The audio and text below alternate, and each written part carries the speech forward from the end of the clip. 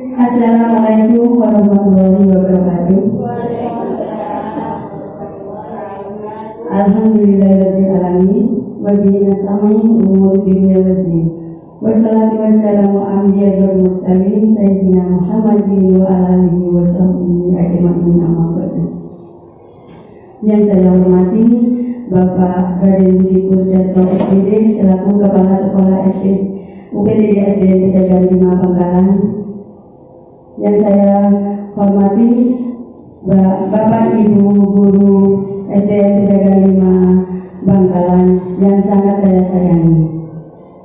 Pertama-tama marilah kita panjatkan puja dan puji syukur kehadirat Allah Subhanahu wa taala yang mana karena rahmat dan hidayahnya kita semua dapat melakukan diskusi pemahaman dan pengalaman budaya positif hari ini dalam keadaan sehat walafiat. Amin ya rabbal alamin. Tak lupa pula kita curahkan salawat dan salam kepada junjungan Nabi besar kita Muhammad SAW. Semoga kita semua mendapatkan syafaatnya. Amin ya rabbal alamin. Baiklah Bapak Ibu, pada hari ini saya akan berdiskusi tentang lini masa tindakan penyebaran pemahaman dan pengalaman budaya positif. Saya sebagai calon guru penggerak angkatan 8 telah mengikuti modul 1.1 yang mana temanya ada 4, yaitu 1.1 sampai 1.4. Ini adalah aksi nyata yang terakhir dari modul 1.1 yaitu 1.4, yaitu budaya positif. Dalam modul yang ini saya akan menimbaskan atau saling berdiskusi tentang penyebaran pemahaman dan pengalaman budaya positif di sekolah kita ini.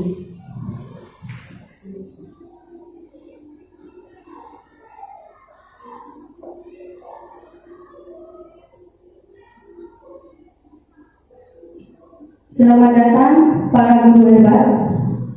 Mari belajar bersama, berkolaborasi, saling mendukung demi mewujudkan disiplin positif di sekolah kita tercinta.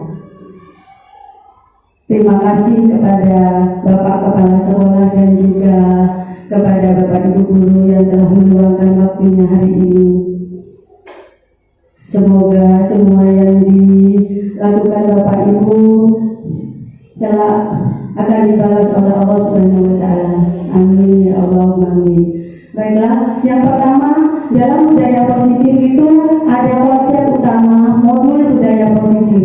Yang pertama ada perubahan paradigma, yang kedua ada disiplin positif, yang ketiga ada kebutuhan dasar manusia, yang keempat motivasi perilaku manusia, kelima posisi kontrol restitusi, keenam keyakinan kelas, dan terakhir segitiga restitusi. Ya, sekarang menginjak yang pertama, mari kita ulas semuanya nanti satu persatu. Dalam budaya positif ini, yang pertama ada pembelajaran dengan paradigma baru. Pembelajaran paradigma baru merupakan pembelajaran yang berorientasi pada penguatan kompetensi dan pengembangan karakter yang sesuai dengan profil pelajar Pancasila.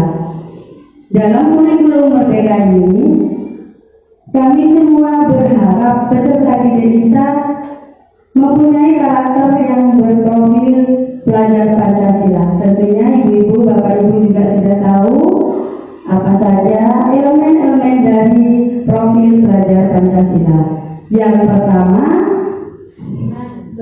beriman dan bertakwa kepada Tuhan Yang Maha Esa dan berakhlak mulia. Yang kedua, berkebinekaan global. Yang ketiga, bergotong royong. Yang keempat, mandiri.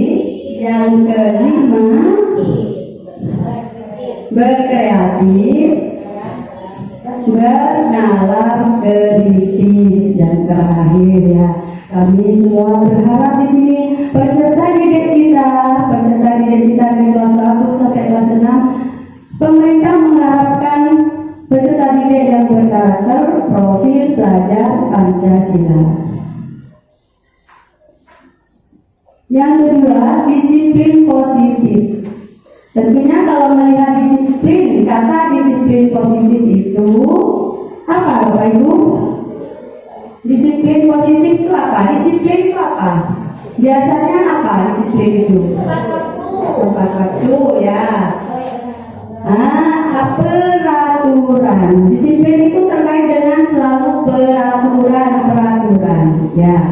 Itu disiplin positif dalam budaya kita. Makna kata disiplin dinilai menjadi sesuatu yang dilakukan seseorang pada orang lain untuk mendapat kepatuhan. Itu disiplin, kayak peraturan yang di sekolah harus dipatuhi. Kita cenderung menghubungkan kata disiplin dengan ketidaknyamanan. Karena harus disiplin, kadang anak-anak merasa tidak nyaman datangnya, karena itu peraturan. Di sini dosen menyatakan bahwa kata disiplin berasal dari bahasa Latin disiplina, yang artinya belajar. Kata disiplin juga berasal dari akar kata yang sama dengan display, yaitu murid. Untuk menjadi seorang murid harus paham betul alasan mengapa mereka mengikuti suatu ajaran tertentu, sehingga motivasi yang terbangun adalah motivasi intrinsik bukan ekstrinsik.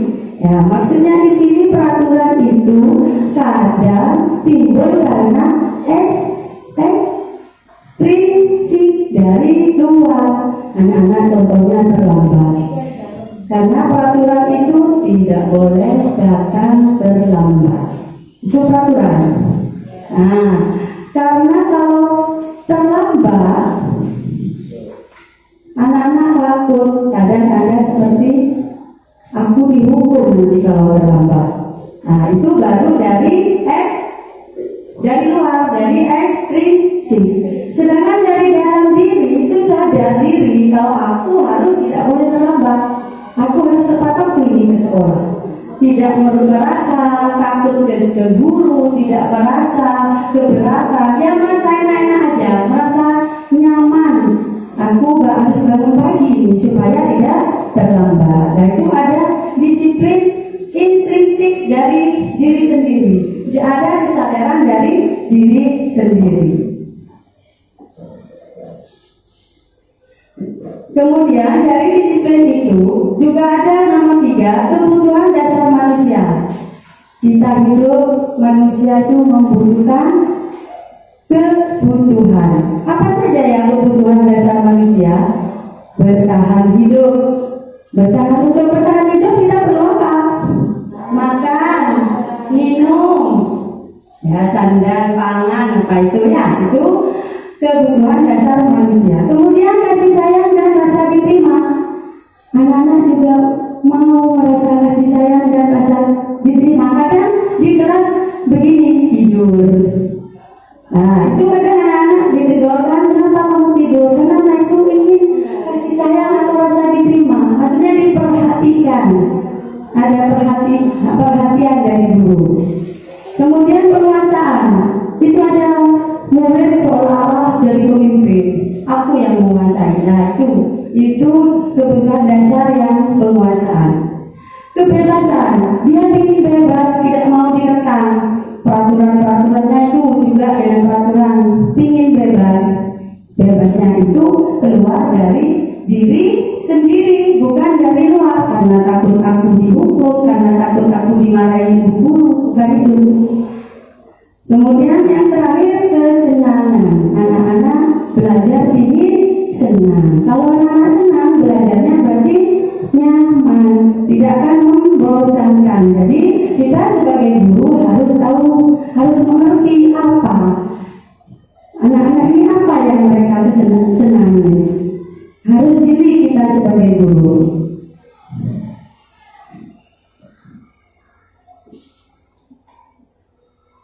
Kemudian ada motivasi dari dasar kebutuhan dasar manusia, timbullah motivasi perilaku manusia.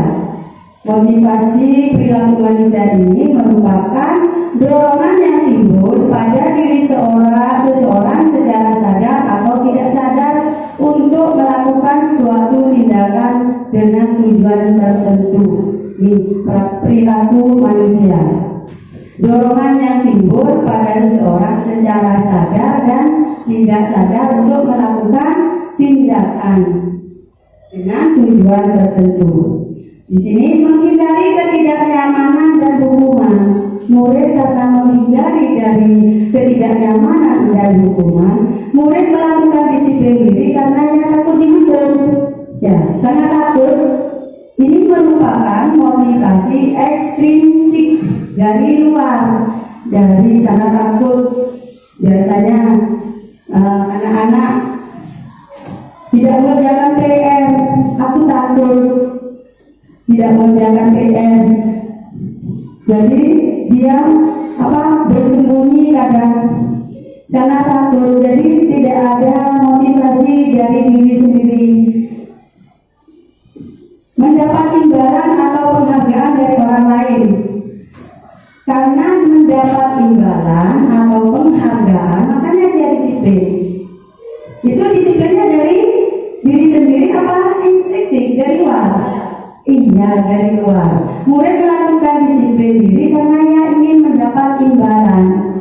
Saya harus datang tepat waktu ya sama Bu Irma dikasih kue nanti. Nah itu namanya motivasi dari ekstrinsik. Kemudian ada menghargai nilai-nilai kebajikan diri sendiri. Nah, di sini menghargai nilai-nilai kebajikan diri sendiri ini, murid melakukan disiplin diri karena sadar akan nilai kebajikan dirinya. Ini merupakan motivasi intrinsik dari diri sendiri, sadar diri sendiri. Kalau aku harus berbuat hal-hal yang positif. Konsep disiplin dengan identitas gagal. Coba disimak Ibu Guru, ada hukuman, penghargaan. Kira-kira di sini saya dengan Bapak Ibu Guru yang mana ini? Disiplin yang mana yang sering kita terapkan di kita di kelas? Hukuman bisa ya. Hukuman itu ternyata hukuman itu menyakitkan, ke anak-anak menyakitkan. Ya, tidak nyaman, anak-anak tidak merasa nyaman kalau dihukum. Pamannya tidak bawa buku, suruh lari. Ya, itu hukuman. Ke anak-anak tidak merasa nyaman, tapi menyakitkan ke anak-anak. Juga murid takutnya karena takut dihukum, bukan dengan sadar diri.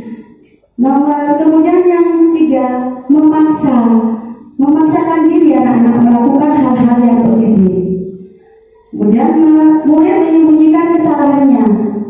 Biarpun dia salah, dia tetap sembunyikan, tidak buku karena takut dihukum. Tapi siapa yang ambil bukunya Bu Mima? Tidak bu, aku udah ngambil. Padahal dia ngambil karena takut dihukum. Kemudian murid menjadi rendah hati. Ya, kalau suruh berdiri di depan kelas sendirian, dia berdiri di depan kelas, akhirnya anak merasa rendah hati dan dia akan malu. Ya, itu apabila kita melakukan hukuman, hal-hal seperti ini yang akan dirasakan oleh anak-anak kita. Kemudian lanjut dengan penghargaan. Penghargaan ini ada segi positifnya juga segi negatifnya. Penghargaan itu tidak efektif, merusak hubungan, akan mendapatkan iri hati anak-anak. Saya juga merasakan kalau dia ngacung tangan benar, saya kasih kue. Ternyata itu tidak baik kan. Anak-anak akan merasa mempunyai iri hati ke yang lain. Ibu tuh aku gak dikasih, gak adil, gitu ya. Kemudian mematikan kreativitas anak, ya, karena dia kreatif, apa dikasih penghargaan baru dia kreatif. Kalau tidak dikasih, ya apa dia tidak kreatif. Sudahlah, aku udah dikasih, jadi dia tidak ada motivasinya. Kritikan aja dari luar. Penghargaan mengatur dengan sistem ranking. Makanya Bapak Ibu di rapor tidak ada sekarang sistem ranking, ya, cuma ada. Saya juga merasa tidak enak juga karena anak, tapi alhamdulillah kemarin anak-anak saya kasih hadiah semua. Yang peringkat 1 sampai terakhir itu dikasih semua. Karena anak-anak merasa kalau cuma 6 atau 3 itu merasa ibu nggak adil ibu itu, aku tidak dikasih. Padahal waktu itu ada juga anak-anak saya kasih semua susu, tapi ada yang dikasih hadiah sama saya 1 sampai 5. Itu anak-anak masih ibu, aku kok tidak dapat yang besar. Tapi ternyata penghargaan itu kurang baik bagi anak-anak kalau berupa benda. Penghargaan positif seperti apa? Kita anak-anak waktu mengerjakan soal hebat, nah itu yang positif, kasih jempol 1, hebat, kamu pintar, ya, itu yang positif. Kemudian merampas hak menghargai dirinya sendiri, dirampas hak diri sendiri, karena dia sudah bisa membaca 1 baris. Kadang-kadang itu di rumah juga ada mama dan tega karena bacanya sudah cerdas. Pak ibunya bilang, alhamdulillah anak saya sudah bisa, saya kasih dia nanti ya, saya kasih dia ya. Ada yang begitu di rumah anak kita. Nah, kasih dia ya, saya kasih aja.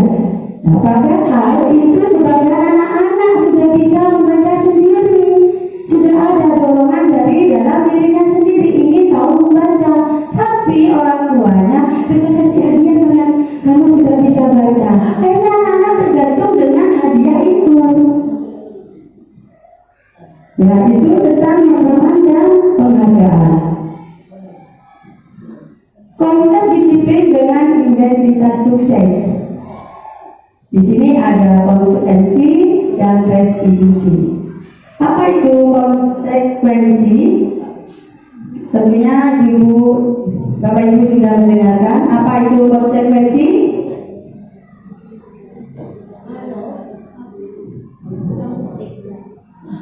Apa? Konsekuensi itu anak-anak melakukan, kalau anak-anak salah itu melanggar peraturan, akhirnya konsekuensinya harus ditanggung oleh anak-anak, ya, bersama dengan hukuman. Tapi penguatan jangka pendek, umpamanya contohnya karena tidak lengkap atributnya, jadi dia suruh menulis hari Senin saya akan memakai atribut lengkap sampai 1 lembar. Ya, ada seperti itu.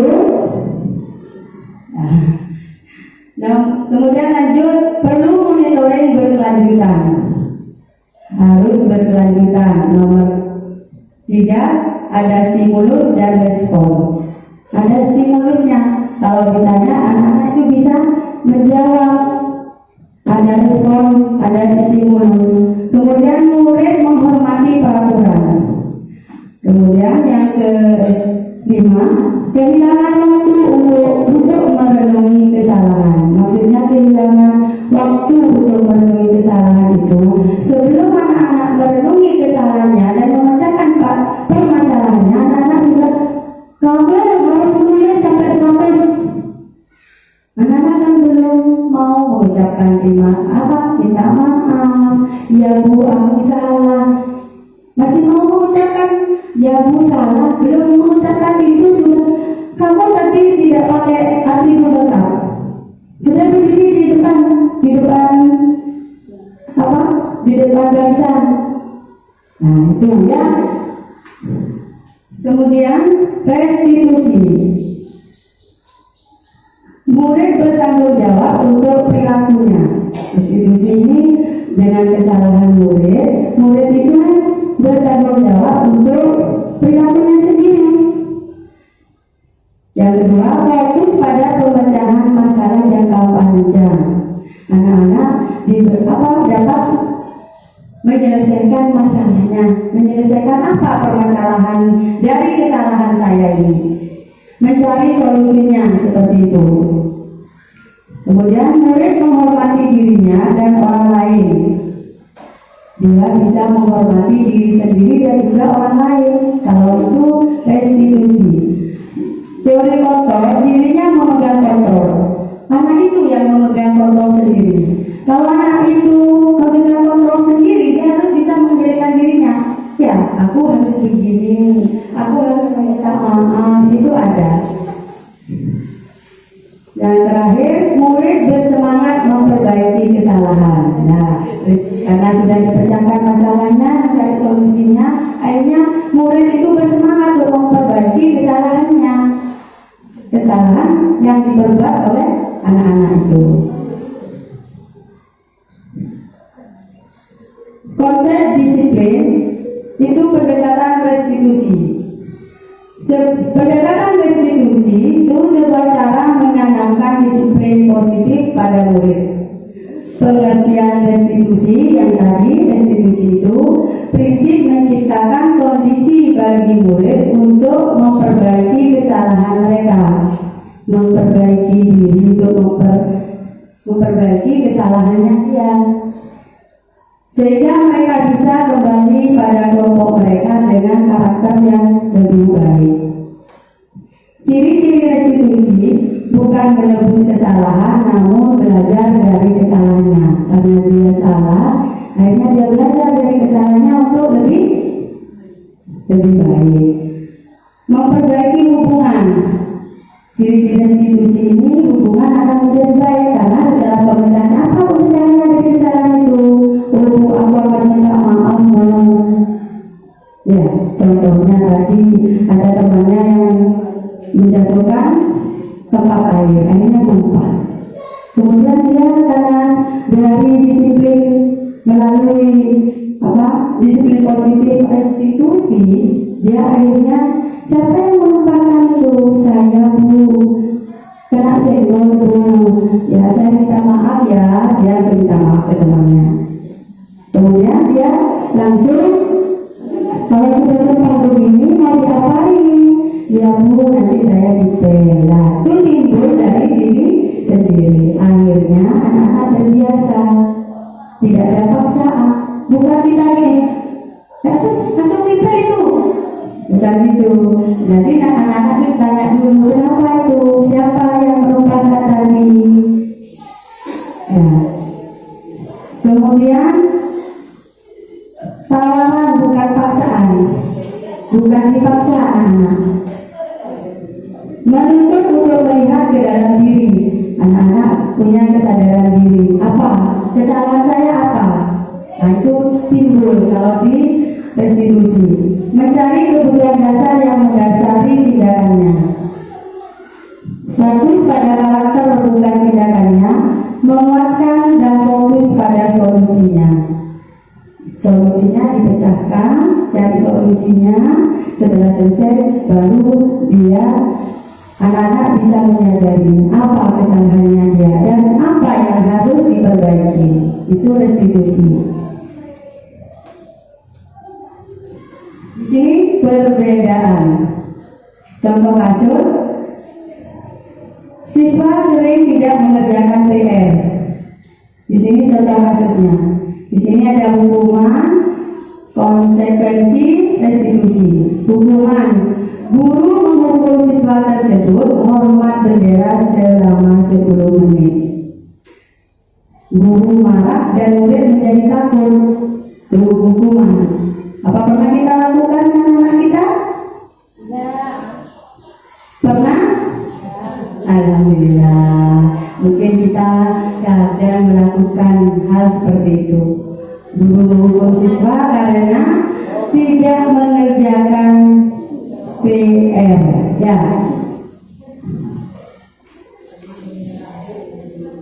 Kemudian konsekuensi. Guru memberikan konsekuensi untuk mengerjakan PR-nya saat istirahat atau dikerjakan sebanyak 3 kali lipat. Guru tegas dan siswa menghormati peraturan. Gurunya tegas itu kalau konsekuensi.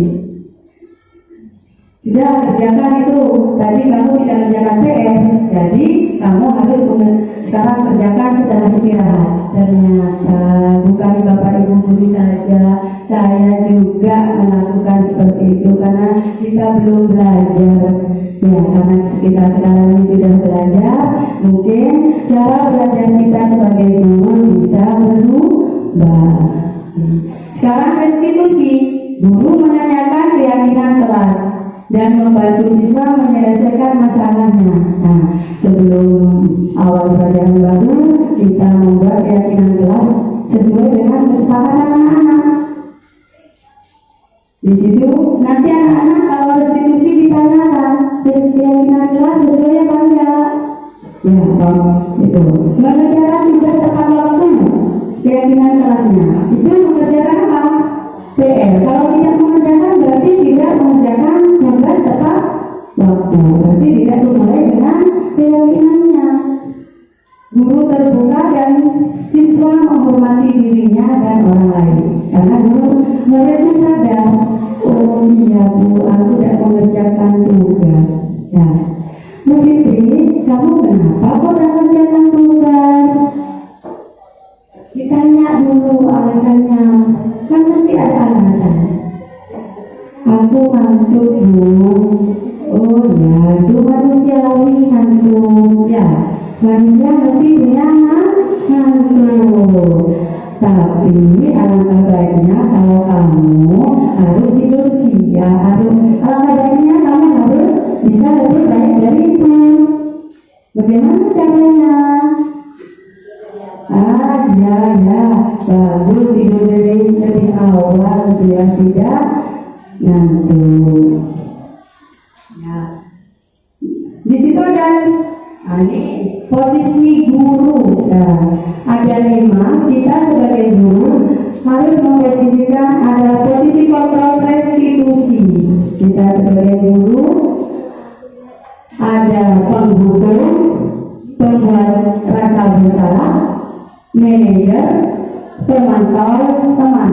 Coba saya tanya, kita sebagai guru yang sering kita lakukan apa? Posisi kontrolnya? Ya, pemantau. Ya, pemantau. Lagi? Manajer. Alhamdulillah sudah ada yang manajer. Lagi? Hukuman. Ya, kita yang sering lakukan itu hukuman dan pemantau. Bisa juga menjadi pemantau. Nah, ini contoh penerapan 5 posisi kontrol. Kasusnya di sini, siswa terlambat datang ke sekolah. Kalau jadi penghukum, ini di sini patuhi aturan sekolah, lalu berdiri di depan kelas. Ya, gini, pamannya anak datang terlambat. Kamu tidak mematuhi aturan sekolah. Saya coba sekarang berdiri di depan kelas. Itu hukuman. Kemudian sebagai pembuat rasa bersalah, bagaimana Bu Riri? Kalau kelas 1 ya Bu Riri ya, bagaimana kamu lihat? Kan itu sudah bilang, sudah jangan terlambat lagi. Gimana kamu ini ya? Ibu kecewa dengan kamu. Nah, itu anak-anak merasa menjadi pembuat rasa bersalah. Benar, suaranya agak pelan ya, tapi membuat anak-anak merasa bersalah. Kemudian sebagai teman, ayolah yang tertib dong ya, ada ketegangan anak-anak ya, Ya.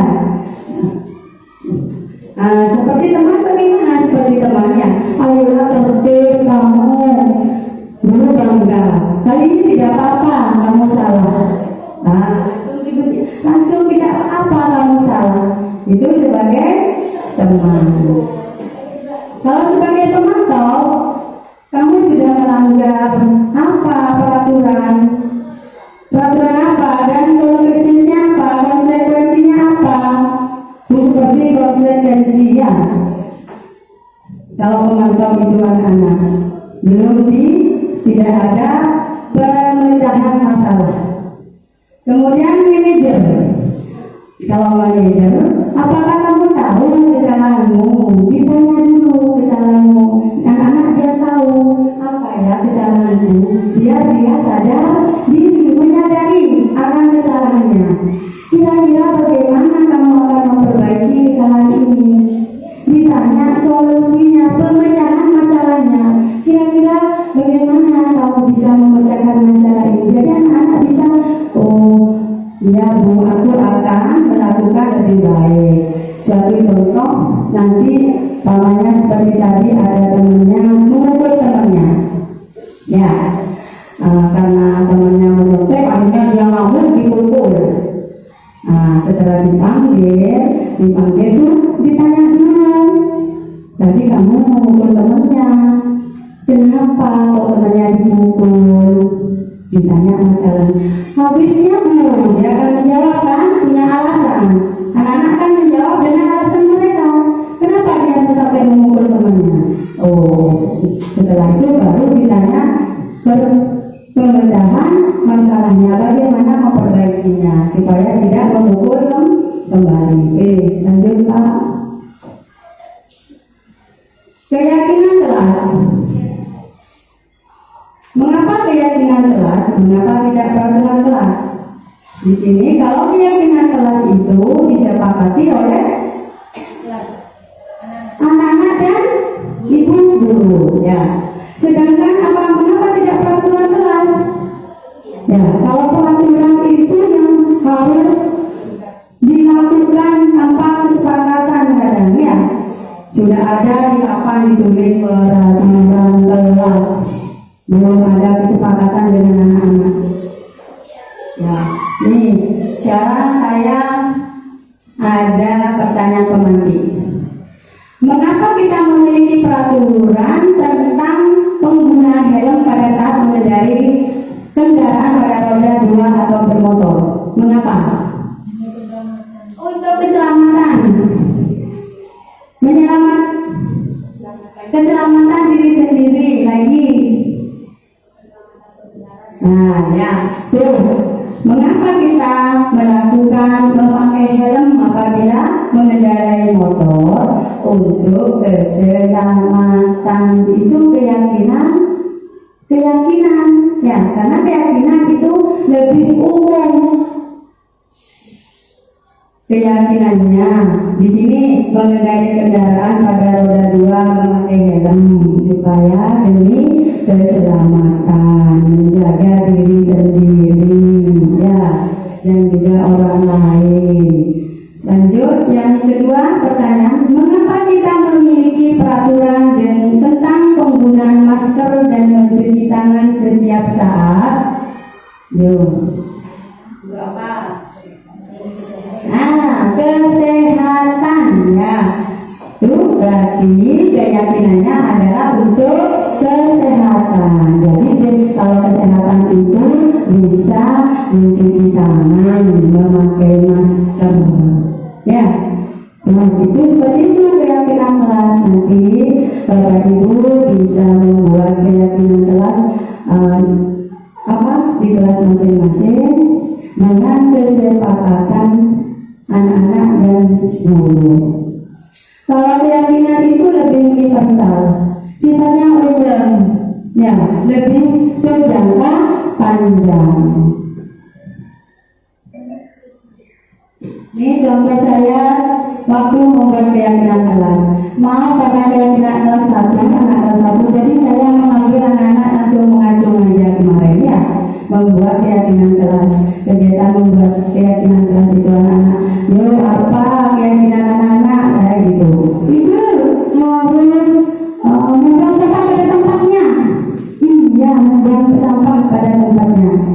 Jadi apa itu keyakinannya?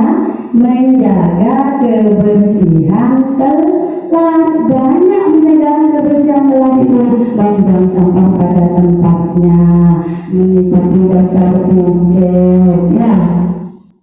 Banyak menyapu apabila melihat yang kotor. Ya. Kemudian ada lagi mengerjakan tugas tepat waktu. Ya Bu, kalau selesai langsung dikumpulkan. Ya, mengerjakan tugas tepat waktu sesuai dengan kesepakatan anak-anak. Kemudian menjaga dan meletakkan barang sesuai tempatnya. Apa? Kalau pinjam buku ditaruh lagi di tempatnya. Ya, gambar-gambar yang ada di sini dipelihara. Saling menghargai dan membantu. Saling menghargai. Apa Bu? Tidak boleh bertengkar Bu. Setuju? Tidak boleh bertengkar. Setuju Bu. Berarti menghargai teman, saling membantu dan menghargai. Ya, masih ada lagi tuh tadi budayakan 5S, senyum, sapa, belum ada di paling bawah. Ada di paling bawah budayakan 5S dan 4 kata ajaib. Senyum, salam, sapa, sopan dan santun. Juga kata ajaibnya terima kasih, tolong, minta maaf, permisi. Bagaimana pembentukan keyakinan kelas? Ya, lebih abstrak dari peraturan, lebih nyata, ya kan? Ya, lebih abstrak, berupa pernyataan yang universal, dibuat dalam bentuk positif, sedikit saja agar mudah diingat, sama anak-anak lebih diingat, datang tepat waktu, ya, kan diingat dengan anak-anak. Sesuai dengan kondisi kelas dan sekolah agar mudah diterapkan. Disesuaikan dengan kondisi kelas dan sekolah. Semua warga kelas atau sekolah dilibatkan saat membuat. Semua warga sekolah itu murid dan siswa kalau di kelas. Kalau seluruh sekolah berarti semua guru juga kepala sekolah.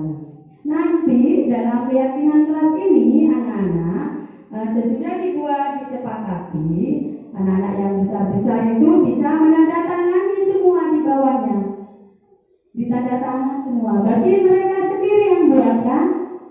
Kalau mereka sendiri yang buat, dia tidak akan dilanggar. Jadi ditandatangan di bawahnya semua, ditandatangan nanti ditempel di kelas, biar anak-anak tahu ini kesepakatan saya, ya, ditempel di kelas. Ya, moga-moga dapat membuat keyakinan kelas semua Bapak Ibu mulai awal ajaran baru ini. Lanjut. Nih, segitiga restitusi. Dalam segitiga restitusi ini ada 3 tahapan. Menstabilkan identitas. Yang nomor 1, kita semua akan melakukan hal yang terbaik yang bisa kita lakukan. Menstabilkan identitas itu bertanya kepada anak dulu, ya, kesalahannya apa. Terus sudah itu, berbuat salah itu manusiawi. Kita semua pasti punya salah, ya. Itu yang ditanyakan ke anak-anak, ya. Kemudian yang kedua, validasi tindakan yang salah. Nah, kenapa itu? Salahnya kenapa? Ya, kesalahannya validasi tindakan yang salah. Tuh, kesalahannya di mana? Kemudian kamu benar apa salah berbuat seperti itu? Jadi anak-anak bisa menjawab salah, Bu. Tahu yang salah yang mana? Yang terakhir, menanyakan keyakinan. Kita semua memiliki motivasi internal. Menanyakan keyakinannya. Kamu sudah sesuai tak dengan keyakinan kelas itu? Tidak, Bu. Kalau tidak sesuai, Bagaimana kamu akan memperbaikinya? Ya Bu, saya akan mengerjakan PR, tidak akan saya ulangi lagi. Saya minta maaf ya Bu. Nah, timbullah kata-kata seperti itu dari dalam diri anak sendiri. Itulah tahap segitiga restitusi.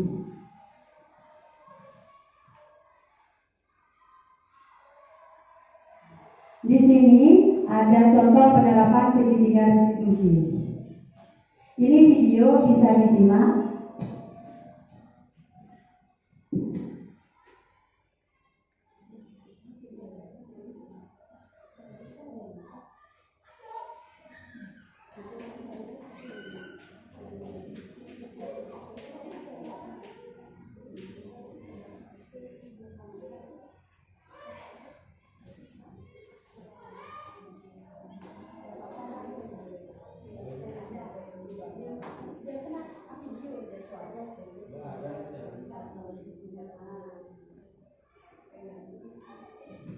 Ini suatu kejadian. Fakta ini karena videonya tidak bisa berbunyi, ya, fakta ini melakukan kesalahan terlambat, datang ke sekolah sudah berapa kali. Ya, akhirnya saya panggil, permasalahannya seperti itu. Saya panggil, saya tanyakan kenapa fakta selalu terlambat. Saya mendapatkan informasi dari guru agama kalau fakta sering terlambat datang ke sekolah. Kenapa kok bisa terlambat datang sekolah? Ya Bu, karena saya bangun tidurnya terlalu malam dan bermain HP. Jadi fakta tidurnya terlalu malam dan bermain HP. Menurut fakta itu tidur malam dan bermain HP sesuai tidak dengan kesalahan apa tidak? Salah Bu. Kalau umpamanya fakta, bagaimana cara menyelesaikan permasalahan ini? Saya harus tidur lebih awal agar saya bisa bangun pagi dan dapat mengikuti pelajaran berdoa bersama. Oke, Ibu, Ibu sangat senang karena fakta sudah tahu apa yang harus dilakukan fakta. Kemudian hal seperti itu sesuai tidak dengan keyakinan kelasnya? Tidak Ibu, tidak sesuai dengan keyakinan kelas. Nah, setelah itu baru fakta paham dengan yang harus dia lakukan dari perbuatan itu. Nah, tadi itu videonya ada dua karena tidak bisa berbunyi. Satunya itu sering mencontek, ada teman yang mencontek itu. Kemudian dari kesimpulan, dari tadi kita tarik kesimpulan budaya positif yang mulai tadi kita paparkan. Kesimpulannya, dalam penerapan program disiplin positif hendaknya guru memiliki standar kepribadian profesional dan sosial yang baik, di mana guru mampu berefleksi pada posisi kontrolnya saat ini. Bagaimana perjalanan dirinya sebagai guru atau sebagai among, posisi di manajer yang menuntun murid menjadi insan yang mandiri, merdeka, dan bertanggung jawab sesuai standar nasional pendidikan. Baiklah, semoga sesi belajar kita hari ini membawa manfaat sehingga dapat mewujudkan pelajar yang berprofil Pancasila. Salam merdeka belajar. Saya mengucapkan terima kasih kepada Bapak Ibu semuanya. Semoga kita semua dapat melaksanakan budaya positif ini di sekolah, terutamanya di sekolah kita SDN Pejagaan 5 Bangkalan. Baiklah, mungkin ada yang bisa ditanyakan.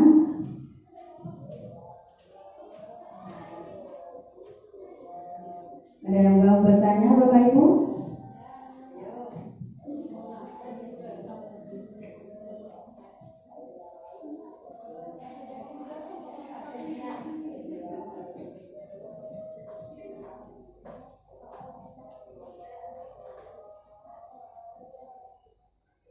Pertanyaan saya adalah yang pertama, konsep disiplin manakah yang seharusnya kita terapkan?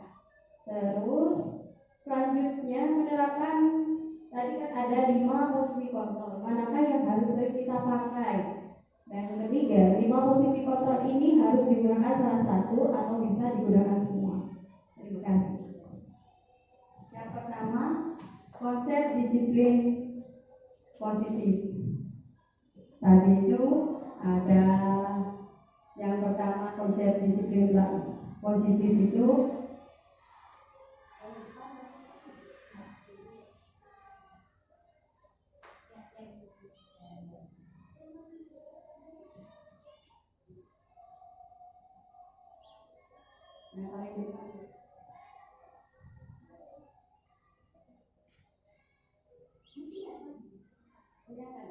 posisi kontrol restitusi. Ya, itu posisi kontrol restitusi itu yang paling kita yang harus kita pakai adalah manajer. Karena kenapa? Kalau kita seperti tadi, kalau penghukum itu membuat anak-anak akan benci ke kita. Ya, dia akan merasa, karena dia merasa disakiti. Jadi kalau umpamanya pemantau, anak-anak itu cuma dipantau tapi tidak tahu merasa kesalahannya aku di mana, itu tidak akan sadar diri. Kalau pemantau itu, ya tidak akan sadar diri. Kalau umpamanya manajer, anak-anak itu direspon untuk timbul dari dirinya untuk mengetahui kesalahannya. Ya Bu, aku salah sudah tahu kesalahannya itu, identitas dirinya, kenapa alasannya, kenapa melakukan hal seperti itu ditanya dulu. Bukan anak-anak itu salah langsung kamu lakukan. Ya.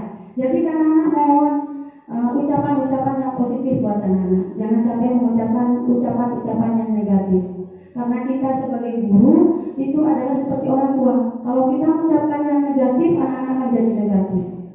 Kalau ucapan yang positif, kamu pintar, kamu baik. Jangan sekali-kali bilang anak-anak bodoh. Kalau kita mengucapkan anak-anak bodoh, berarti kita yang tidak berhasil mendidik anak kita. Ya, jadi mohon jangan sekali-kali bilang anak kamu bodoh. Tidak ada anak bodoh. Anak-anak itu mempunyai karakter berbeda-beda. Dia itu pintar dalam hal pengetahuan, pintar dalam hal kesenian, pintar dalam hal keterampilan. Juga banyak sekali dengan biarpun dia tidak pintar di pengetahuan, tapi dia akhlaknya bagus. Karena saya punya pengalaman, anaknya memang pintar, tapi akhlaknya luar biasa. Itu sudah nilai positif bagi saya. Ya, karena di balik itu semua anak-anak mempunyai karakter yang berbeda-beda dan juga bakat yang berbeda-beda. Kita sebagai guru harus memakai posisi kontrol restitusi sebagai manajer. Ditanyakan dulu kesalahannya. Kenapa melakukan kesalahan itu? Dia sadar apa kesalahannya kamu? Saya terlambat Bu. Saya tidak bawa buku Bu. Kenapa kamu tidak bawa buku? Alasannya anak-anak punya alasan. Terus bagaimana? Itu benar apa salah? Salah Bu.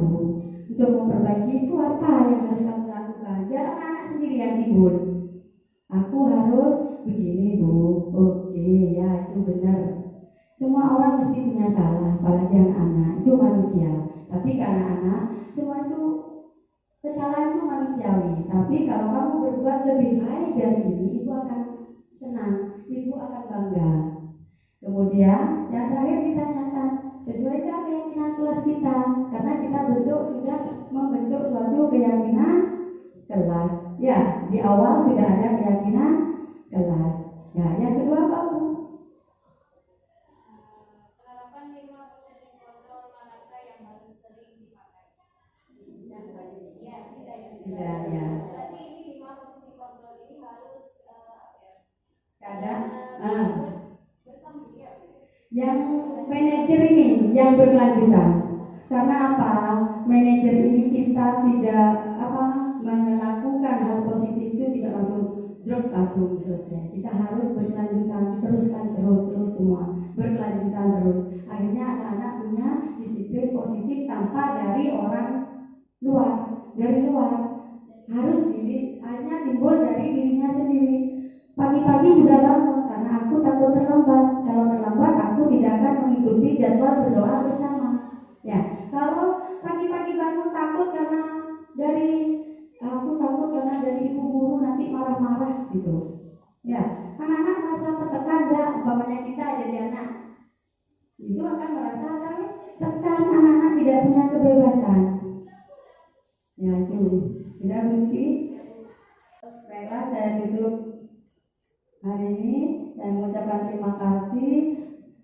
Apabila ada kesalahan, saya mohon maaf. Wabillahi taufiq wal hidayah. Wassalamualaikum warahmatullahi wabarakatuh.